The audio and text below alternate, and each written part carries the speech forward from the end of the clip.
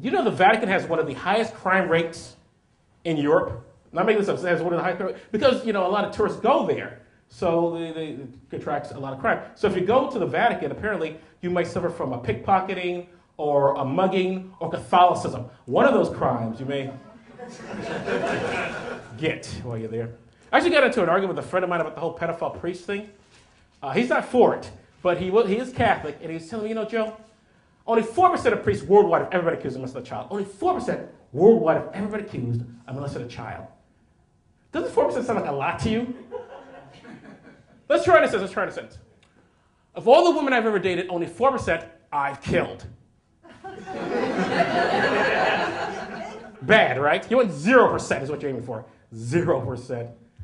Probably the most interesting thing, though, about the Catholicism, though, for me was like, and I'm making this up, there was a pope called Pope Formosus, and he's pope from 891 to 896. What's interesting about him is that he's the first pope ever to be put on trial for being a bad pope after he was dead.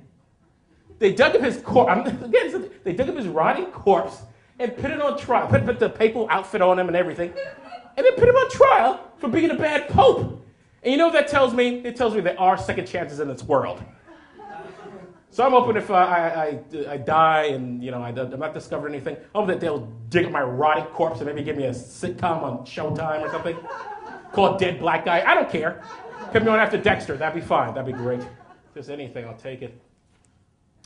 I also thought, all right, fine. That didn't really appeal to me. So maybe I should become a Muslim. That might be good, right? Maybe the Muslim faith. And because I figure if I become a Muslim, I figure every man deserves at least one visit from the FBI in his life. But I looked into the Muslim. I actually first found out about Muslims when I read the autobiography of Malcolm X, the children's version. The one with Dr. Seuss. I don't know if anybody remembers that one. Remember, they had the character called the Black in the Hat. And then they had the sequel, The White Man Who Stole Christmas. I don't know if anybody remembers those. Those are very good. Actually, my brother Booby was a Muslim, and also very, very conservative. And he's big on politics and guns. Big favor of politics. History and guns. Excuse me. He loves history and he loves guns. He said, Joe, we went as slaves because things like guns. We went as slaves because things like guns. But that's actually not the history. It's illegal for slaves to read. It's never illegal for them to own guns. Because what's a dumb slave with a gun? He's a rapper. But look, I want to.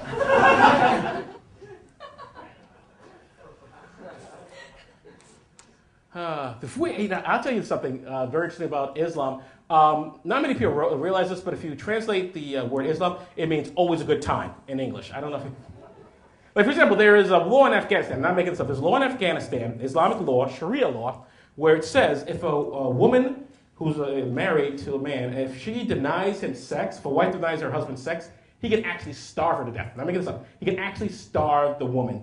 So apparently the rule in Afghanistan is no Hummer, no hummus. And it's just...